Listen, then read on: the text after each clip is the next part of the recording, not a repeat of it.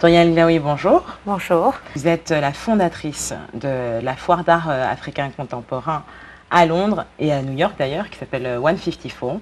Alors, est-ce que vous êtes prête justement à faire le point? Ah oui, je suis prête. Est-ce que vous pouvez m'expliquer un petit peu ce que c'est que cette foire? Alors, 154 a été créé en 2013 avec l'objectif de créer une plateforme qui donnerait de la visibilité aux artistes venus du continent africain et de sa diaspora. J'avais remarqué pendant mes différents voyages dans ma carrière professionnelle passée que lorsque je découvrais des studios d'artistes et des scènes artistiques sur le continent, il y avait très peu de traces de ce que je voyais sur le continent en Europe ou aux États-Unis où je vivais. Et je ne comprenais pas qu'un tel continent avec tellement de richesses créatives et produites par des artistes qui étaient très connus des fois dans leur pays et assez établis, ne traversaient pas du tout les distances géographiques et n'étaient pas du tout présentes dans le circuit international de l'art contemporain. Et plus j'ai fait mon enquête personnelle sur ce marché d'art contemporain venant du continent, de sa diaspora africaine, je me suis rendu compte qu'en fait, il y avait un manque d'accès qui était peut-être le premier obstacle, et qu'il fallait absolument que ces artistes aient de la visibilité sur le marché international. Et que tant qu'ils n'étaient pas dans des collections de musées ou dans des collections privées, mais de collectionneurs d'envergure internationale, c'est presque si ça comptait pas. Ça permettait pas à la croissance de la carrière de l'artiste ou à l'évaluation des prix de ces artistes-là. Et puis comme ça n'avait pas été encore fait en Europe, une fois que j'ai quand même fait une longue étude de marché sur la chose, je me suis décidée et j'ai décidé de lancer un 54 en octobre 2013 dans un lieu pour moi qui est très insolite et hors du commun au centre de Londres qui s'appelle Somerset House, et en choisissant une date clé qui était la date d'une des foires les plus importantes d'art contemporain à Londres qui s'appelle Frieze.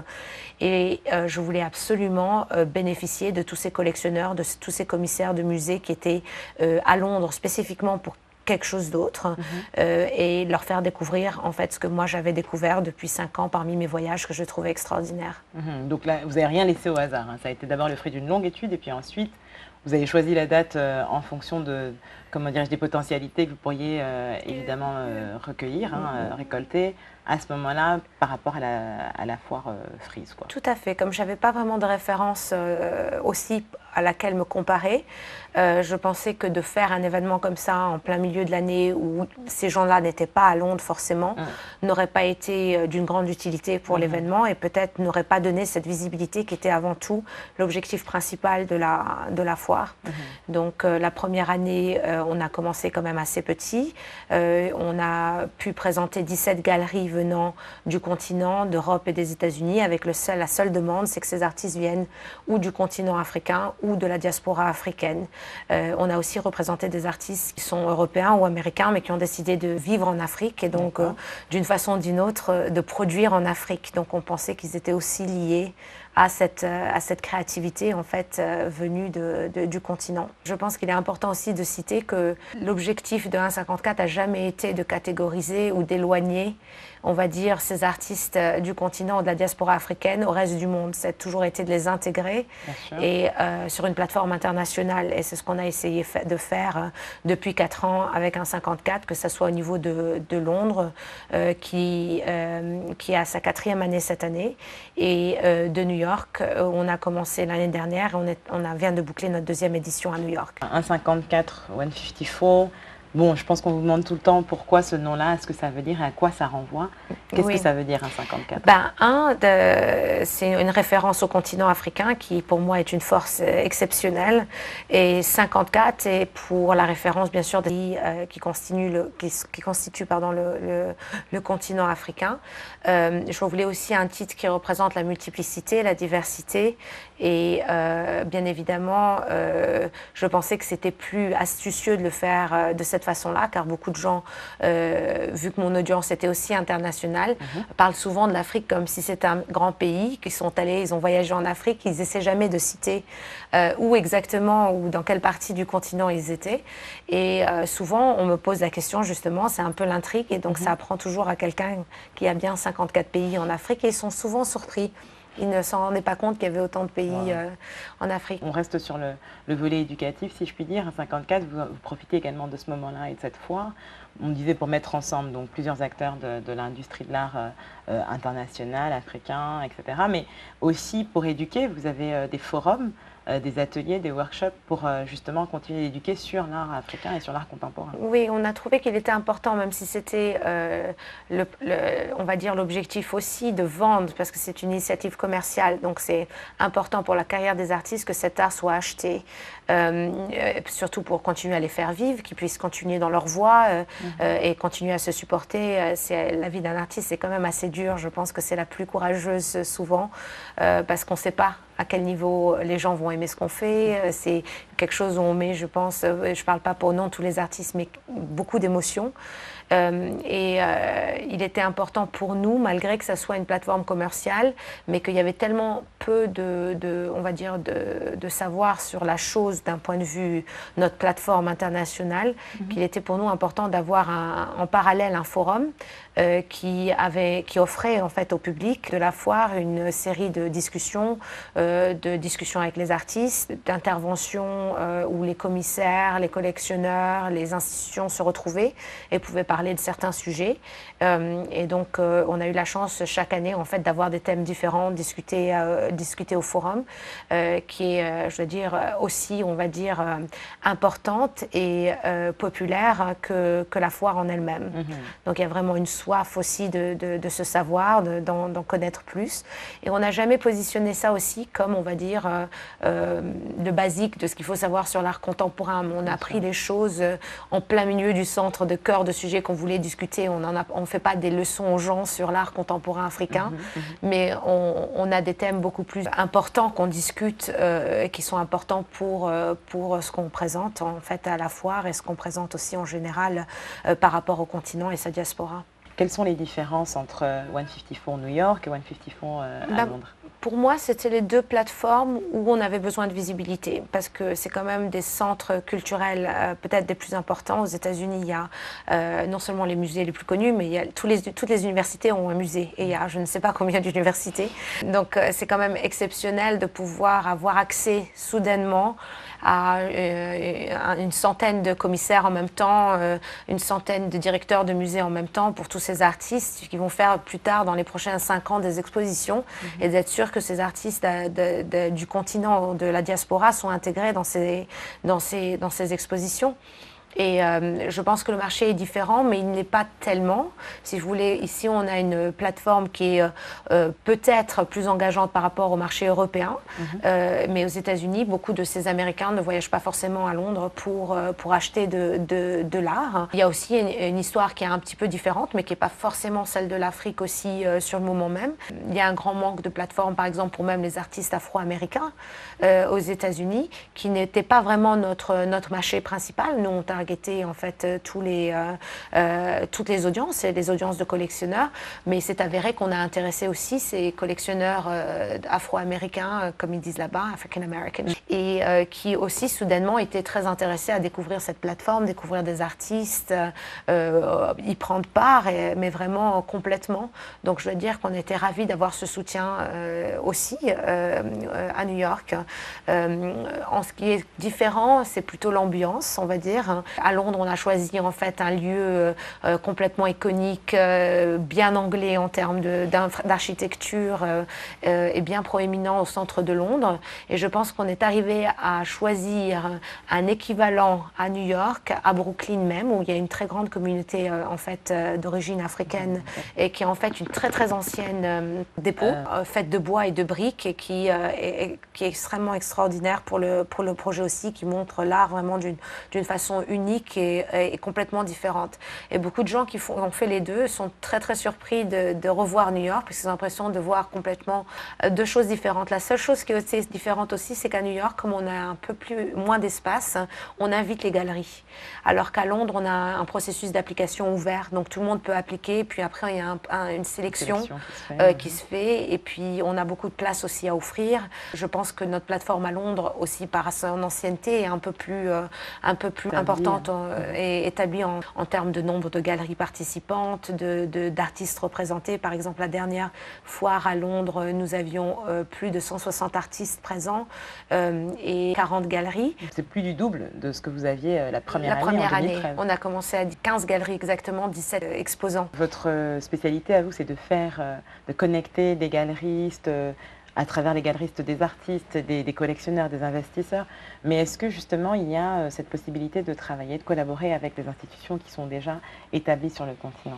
Alors on le fait et on veut le faire encore beaucoup plus dans les années prochaines. Encore une fois, on est une petite équipe, donc on fait aussi à la hauteur de nos moyens. Alors ce qu'on a fait par exemple cette année et ce qu'on espère faire de plus en plus, c'est de faire des actions dans les pays qui ne sont pas forcément une foire, mais qui sont beaucoup plus peut-être d'un point de vue éducatif et qui sont peut-être plus utiles sur certains pays où on veut aller sur le continent. Il y a eu au niveau de cette année, on a fait 2 salons de conversation à la Biennale de Marrakech qui étaient vraiment spécifiques à l'audience marocaine. Il y en a une qui était sur comment collectionner en fait et essayer d'engager les gens sur à quel moment on commence, comment on peut commencer avec des intervenants complètement différents mais à un point de vue très utile quand on cherche à bâtir sa collection. Le deuxième salon était sur le statut de la photographie au Maroc avec de l'archivage qui sont les acteurs principaux au Maroc sur la photographie et assez surprenant, a été rempli pas seulement par l'audience de la Biennale qui était quand même assez internationale et qui avait engagé beaucoup de gens internationaux à venir à Marrakech, mais c'était surtout rempli de Marocains qui étaient très intéressés à en connaître plus, à en savoir plus. Et ça, de ce point de vue-là, on a trouvé ces actions beaucoup plus importantes pour nous. Donc justement, Touria, vous avez parlé d'une question très très importante parce que beaucoup de gens en Afrique s'intéressent à l'art, beaucoup de gens promeuvent l'art à leur manière. Il y a beaucoup d'artistes, comme vous le disiez, il y a un talent fou en Afrique de Tanger jusqu'au Cap. Il y a des tas d'artistes qui font énormément de choses et de belles choses en plus, mais c'est vrai qu'il manque souvent cette impulsion, parfois gouvernementale, peu importe. Comment accéder, quand on n'a pas les infrastructures, à ces artistes ou à ces galeries? Comment est-ce qu'on peut commencer justement à collectionner? Alors, ce que moi j'ai toujours été surprise parmi mes voyages, c'est qu'il y a toujours une petite scène artistique quelque part, qui consiste à quelques écrivains, quelques artistes, quelques musiciens, et c'est souvent les gens les plus cool en fait de la ville. Donc, je veux dire, pour quelqu'un qui est juste intéressé à vouloir y accéder, je pense que si vraiment il a un point fort sur l'intérêt de ce qui se passe sur sa scène artistique, moi en tant que, je veux dire, souvent étrangère dans ces pays-là, je suis arriver à me débrouiller toute seule pour les découvrir. Donc je pense que vraiment, si l'intérêt est là, c'est quand même assez accessible. Maintenant, ce qui est difficile pour un artiste dans sa vie d'artiste, s'il n'y a pas ces infrastructures publiques ou même ce support de galeries et que le marché local ne répond pas à ses besoins parce qu'en fait il va créer mais personne ne sera là pour acheter. C'est là où en fait des lieux d'espace, de centres d'art deviennent complètement primordiales parce que du coup ça devient leur rôle. Ce n'est pas seulement des galeries mais c'est aussi pour faire vivre en fait cette créativité. Souvent les artistes qui ont une fois bien réussi ou même dans leur foulée de réussite, ce sont souvent les acteurs principaux de ce changement et de cet engagement avec leur audience principale de la ville où ils vivent. C'est eux-mêmes qui créent ces centres d'art qui reviennent, ou alors ils reviennent après quelques années, ils créent, ça il y a des exemples comme Barthélemy Togo avec sa station au Cameroun. Il y a peut-être Koyo en tant que curateur international, commissaire intérieur qui est revenu, qui a créé Hero à Dakar. C'est des acteurs qui ont fait profiter de leur expérience, de leur possibilité en fait, de faire vivre cette scène artistique dans le pays qu'ils avaient choisi à développer. Il y a aussi Bisi Silva au Nigeria qui a fait à Lagos un centre d'art qui a depuis des années promouvoit les jeunes artistes contemporains. Et ça fait des changements totaux parce qu'eux, ils ont des réseaux locaux et internationaux et donc permettent même à mettre, ce reste juste un puits de connaissances, c'est-à-dire même de proposer à un artiste, tu sais quoi, devine quoi, il y a une résidence qui existe à Amsterdam, il faudrait que tu appliques. C'est comme ça qu'on applique à une résidence parce qu'en fait, ce qu'on essaie essaie de tous faire, c'est de promouvoir des engagements, des échanges. C'est très bien que les artistes puissent aller voir aussi ce qui se passe, puissent avoir accès à justement des musées, qui voient comment ça se passe, qui comprennent un peu comment le marché de l'art fonctionne quand il y en a un vrai, et qu'une fois qu'ils reviennent, ils ont un peu plus conscience aussi de comment présenter leur travail, de ce que c'est de pouvoir avoir 3 mois à penser à votre créativité et rien faire d'autre que ça, sans avoir toutes les petites douleurs et points douloureux qu'il peut y avoir autour de la vie d'un carrière d'artiste quand ils ne sont pas encore arrivés là où ils veulent arriver.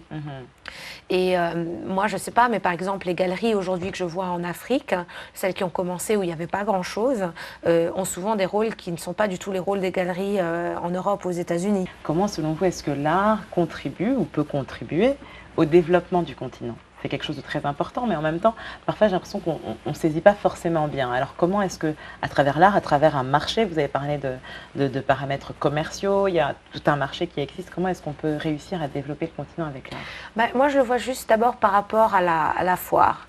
La première chose, elle n'est pas sur le continent. Il y a une sorte de fierté par rapport à la beauté de la créativité africaine. Donc déjà, une espèce de confiance en soi, que ce soit par rapport et je ne parle pas d'un point de vue peut-être économique, mais je parle d'un point de vue d'assurance pour un Africain, qu'il soit dans n'importe quel pays. Quand on lui parle de l'art africain et qu'il se rend compte qu'il est au niveau de tous les autres art africain du monde. Ça, je le vois même quand on fait la foire, il y a, je vais dire, des gens qui viennent spécifiquement voir leur galerie qui vient du pays, qu'ils n'ont même peut-être pas vu chez eux, mais qui viennent les accueillir comme s'ils étaient tellement fiers de les voir ici. Donc déjà, si ce petit sens de confiance en soi est donné par des choses qu'ils admirent, qui puissent les faire rêver, c'est peut-être pas un rôle directement la croissance économique du pays en particulier, mais c'est déjà, je pense, un grand pas. Faire rêver est toujours bon pour n'importe quelle population du monde. La deuxième chose, je pense, avec un exemple un peu plus sérieux, mais il y a aujourd'hui 2 ou 3 biennales en Afrique qui sont clairement des biennales qui attirent beaucoup de gens internationaux et qui fait visiter les pays, qui fait découvrir les pays. Que ce soit la biennale de Dakar ou la biennale de Marrakech, je ne veux pas dire d'erreur pour ne pas citer le nombre de visiteurs qui vient pendant les 8 semaines des biennales. Mais les villes sont découvertes de fond en comble, que ce soit Dakar ou Marrakech, avec des sites de tourisme dans tous les sens sont visités. Et si vous voulez, moi je pense que d'un point de vue, un visiteur dans une ville à Dakar, il n'aura jamais aussi bien vu Dakar que pendant la biennale de Dakar, parce que toute la ville est utilisée pour faire visiter la biennale, que ce soit la biennale principale ou ce qu'ils appellent le off, qui aussi prend partie dans toute la ville. Donc je pense d'un point de vue pouvoir développer une infrastructure qui permette à ce genre de profession, que ce soit même les commissaires, c'est une profession, être artiste, galériste, attacher des tableaux, c'est une profession, encadrer des tableaux, c'est une profession, donc ce sont tous des métiers qui peuvent d'abord être développés, appris, et puis ensuite offrir des opportunités à des jeunes sortant des écoles d'art, parce qu'il y en a pas mal qui sont sur le continent aussi, je pense qu'ils mériteraient beaucoup plus d'investissement et beaucoup plus d'infrastructures, mais il y en a quand même, quand on voit tous les artistes qu'on a à la foire, ils ont quand même un diplôme de ces écoles-là qui leur a permis de développer déjà leur envie de devenir artiste. Quelqu'un comme votre père, quelqu'un de sa génération qui a toujours su qu'il voulait s'orienter dans ce domaine-là et qui a peut-être reconnu certains obstacles, quel est son regard sur l'évolution de ce marché-là? Écoutez, il est très pudique par rapport à ce genre de pensée, même par rapport à ce que je fais. Moi, par rapport à mon travail, par rapport à lui et le support que j'ai pu donner dans les dernières années à son studio, on va dire même pas à sa carrière, à son studio, j'ai pu faire un peu une évaluation de son début de carrière par rapport à sa carrière principale au Maroc où il a vraiment percé. Donc je veux dire, il y a eu vraiment le début de sa carrière qui a été très importante, qui s'est passée à Paris. Il a commencé aux Beaux-Arts, il a fait ses 10 ans à Paris de carrière où il a été exposé en Europe et dans pas mal d'autres pays, et aux États-Unis aussi. Et ensuite, il a décidé de rentrer au Maroc où il y avait zéro infrastructure pour devenir artiste et rentrer dans son pays. Ça lui a pratiquement pris 10 ans de plus pour recommencer tout à zéro et essayer de commencer à avoir une réputation qui était à l'équivalent de celle qu'il avait à Paris. Donc je pense que s'il devait dire quelque chose, il est juste stupéfié par le nombre de galeries qu'il y a aujourd'hui, parce que à son époque, il a commencé sa première exposition dans une tente, c'était une tente caïdale, et après ça a été des hôtels, et ensuite maintenant au Maroc, dans chaque ville, il y a au moins 5 ou 10 galeries, donc c'est un autre monde pour lui. Il a eu la même galerie qu'il a représentée pendant pratiquement toute sa carrière, qui était la première galerie à Casablanca, et avec qui il a développé une relation très loyale pendant toutes ces années. Il en avait parlé d'ailleurs dans une interview, ça je répète un de ses propos, c'est qu'à son époque, il n'y avait pas beaucoup de gens qui étaient capables de s'intéresser à ce qu'il faisait, et même pas beaucoup de références pour son père, qui était bon avec une attitude très sévère par rapport au fait qu'il voulait faire ça, parce qu'il n'avait pas de référence d'artiste marocain à l'époque qui avait fait une carrière ou qui en avait fait une carrière internationale. Donc pour lui, c'était très limité ce que mon père décidait de faire. Donc c'était beaucoup d'inquiétude plutôt que de restrictions, mais ça faisait partie des obstacles que lui a été obligé de faire. Alors aujourd'hui, je pense que la question est bien différente pour les artistes qui décident de faire ça en tant que carrière. C'est aussi le fait qu'il y a toute une plateforme digitale qui n'existait pas à l'époque aussi de cette génération, qui ouvre des portes qui n'auraient jamais été ouvertes avant. Nous, je sais que rien que la plateforme Artsy, qui est une plateforme en ligne qui promouvoit en fait la foire et les galeries avant l'ouverture de la foire, permet à des galeries qui sont basées sur le continent à avoir accès à des collectionneurs américains ou asiatiques que jamais ils auraient eu 2 générations avant, même une génération avant. Donc le marché est complètement dynamique maintenant et différent, et un artiste africain peut aujourd'hui vraiment rester sur le continent et avoir une très bonne carrière. C'est quand même encourageant, effectivement. Alors, Touriel Glaoui, puisque nous sommes ensemble, je vous garde encore un petit peu pour qu'on passe à notre séquence en pointillé.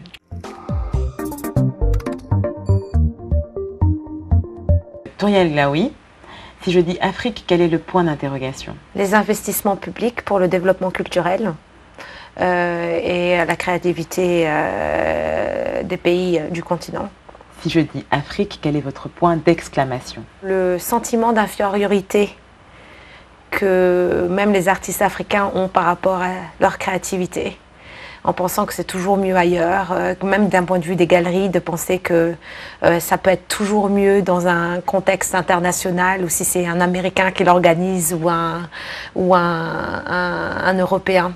Il y a toujours un manque de confiance quand c'est un Africain qui crée quelque chose ou qui produit quelque chose, que ce soit d'un point de vue artistique ou même d'un point de vue plateforme internationale. Quels sont vos points de suspension? Qu'est-ce qui vous fait réfléchir? Qu'est-ce qui nourrit votre réflexion? Souvent, je me dis qu'on a touché à peine le haut, on va dire, de l'iceberg, et que nous sommes à peine en train de découvrir tout ce que le continent a à offrir, à nous faire rêver. Donc, je suis impatiente de voir ce que nous allons voir dans les prochaines 20 années, et j'espère que je serai là pour pouvoir le découvrir. Si je dis Afrique, quel est le point fort? Les Africains. La créativité, la diversité, l'engagement humain qu'on peut avoir en Afrique qu'on n'a nulle part ailleurs. Si je dis Afrique, quel est le point faible? Je pense ce complexe d'infériorité qui peut-être nous empêche d'avancer et qui souvent nous permet pas de nous mettre au même niveau que nos citoyens dans les autres pays, quoi. Quel est votre meilleur souvenir d'Afrique? Ça a toujours été mes voyages découvertes dans les pays que je ne connaissais pas. Et souvent aussi les regrets de ne pas les avoir découverts avant, venant souvent probablement de mon envie quand j'étais plus jeune d'aller découvrir les États-Unis ou l'Europe plutôt que l'Afrique, qui a tellement de choses de plus à nous faire découvrir. Quel est votre pire souvenir d'Afrique? C'est peut-être plutôt ce sentiment de toujours découvrir une ville nouvelle et donc de ne pas forcément avoir ses repères tout de suite dans les villes que je découvre. Quel est votre vœu le plus cher concernant l'Afrique? Alors mon vœu le plus cher par rapport à ce que je fais, je vais parler plus de ça, c'est que justement ces artistes dans quelques années soient complètement intégrés aux plateformes internationales et qu'il n'y ait même plus peut-être besoin de 1,54 tellement les différences ne se voient plus et qu'il y a une acceptance, on va dire, complète de ce qui est produit sur le continent ou de la diaspora africaine. Quelle place occupe ce continent dans votre cœur? La première, bien sûr. Quelle est, selon vous, la clé du développement de l'Afrique? Alors, je pense que l'éducation est en fait un pilier de tout ce qui peut se passer, l'éducation des femmes, peut-être même en priorité, car elles ont en main l'éducation de leurs enfants et donc du coup peuvent changer vraiment la donne de plein de choses. Je pense que dans ce que je fais particulièrement, l'investissement public sur des infrastructures qui sont quand même essentielles, que ce soit au niveau d'éducation, mais aussi d'institutions publiques ou de collections, permettrait vraiment que les scènes artistiques de différentes villes se développent. Et le développement, bien évidemment, des collectionneurs locaux qui j'aimerais beaucoup qu'ils se réveillent et qu'ils apprécient en fait on va dire les précieux artistes qu'ils ont sous leurs yeux, qu'ils ne voient pas forcément aujourd'hui. Enfin, Touriane Glaoui, quel est votre point final? Venez nombreux à 54, à New York et à Londres. Eh bien, merci beaucoup, Touriane Glaoui, d'être venue faire le point avec nous. Merci Raïssa de m'avoir accueillie sur votre plateau. Avec plaisir. Vous souhaitez réagir à cet entretien? C'est possible en écrivant à lepoint@voxafrica.com ou en nous recherchant sur Twitter et Facebook.